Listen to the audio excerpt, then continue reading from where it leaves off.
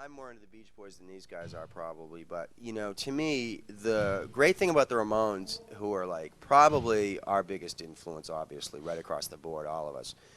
That was like the whole charm of the Ramones was that they were one-dimensional, no guitar solos, no back vocals. But that, in my estimation, and I love the Ramones, but that also was like their downfall a little bit. There was no back vocals.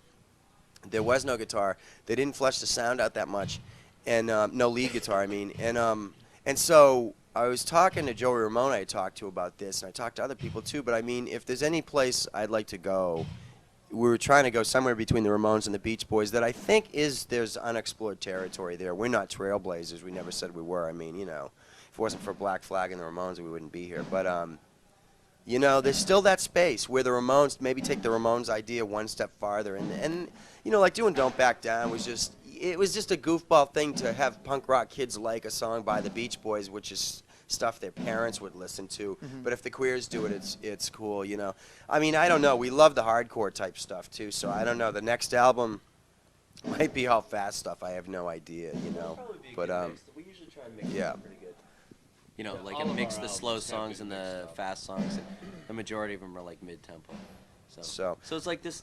Don't Back Down was almost like a throwback to move to Grow love Up. songs. Or Love Songs and Grow Up. Really, yeah. actually Grow Up too. But we got to go. Lookout left us alone on this album, and we had done demos, and they're like, "All right, we just said just let us do a Queers album," and they did. So we went in with Jay Razzler and Mass Giorgini, who's in Squirt Gun. He co-produced, and J.J. Razzler, who actually played in an early version of the Queers back in the late '80s.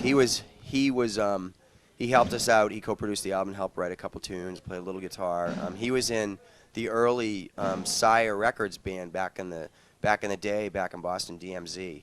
And so, you know, and then Mono Man back in Boston went on to that band, The Liars. And it was pretty fun. I mean, you know, I don't know if we'll push the Beach Boys thing quite as much, but it really, except for the title track, we didn't try to do any Beach Boys type thing. It was just the way it came out, and people liking my voice to more like the Beach Boys or whatever. But it was fun. I mean, it's a challenge, and we had one song with Lisa from Cub singing. Yeah. And I could have sung the song, I actually did, but with her lead vocals, we figured, you know, rather than these bands kids pigeonholing us into like a punk band or a pop band or whatever, we're just like, you know, screw you. They're not going to tell us what to do. We're going to do whatever we want, and that is punk.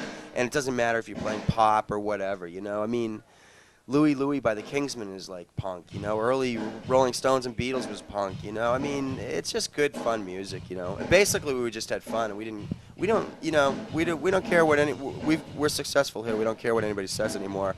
So that's where once you get to the point where nobody can hurt you and you don't give a shit, then where we were at this album, we just said, all right, we're going to do this album. And it came out great because it was a Queers album because people left us alone. And people say, oh, you're sellouts, or this album's mellow. And if we wanted to sell out, we wouldn't have had a song called No Tit to start off our album, quite frankly. We wouldn't have done Brush Your Teeth. We wouldn't have done I'm Okay, You're Fucked. I don't know if this can get on the show, but no, we you can know. always leave it out. It's no, Yeah, it's no big deal. Free form. So, but it's, I don't know. I'm pretty as excited now about what's around the bend in the river for the band, you know, because we got past a certain point, and then it's just, you know, we're still excited about playing. And that was a thing when I talked to Joey Ramone on the phone about possibly doing something with us. It struck me that Joey Ramone, who's toured way more than the Queers have ever toured, though probably he didn't have to schlep it quite as much, but he was still excited. You know, the Ramones broke up, and he was still excited about possibly working with us, or certainly, you know, he said working with Ronnie Spector, you talked to her. I mean, you know, Joey Ramone, you know, he's done it all, he's seen it all, he's made it, and he's still excited about music, you know, and it's a good lesson for all of us, you know, like in punk rock, you know, it's just a bunch of kids, you know, what's that analogy, you know, it's just like life's a great big balloon with a bunch of little kids running around trying to poke holes in it, and that's how it is with us. You know, if you get more famous, like Rancid or Green Day, they're great guys, you know? I mean, screw all these kids who think they sold out or whatever. I mean, you know, they made it, and more power to them, and that's, you know, we've made it at the level we're at, too. We've, you know, we got friends all over the place. We traveled, we've seen the world, so, you know, it's all gravy from here on out.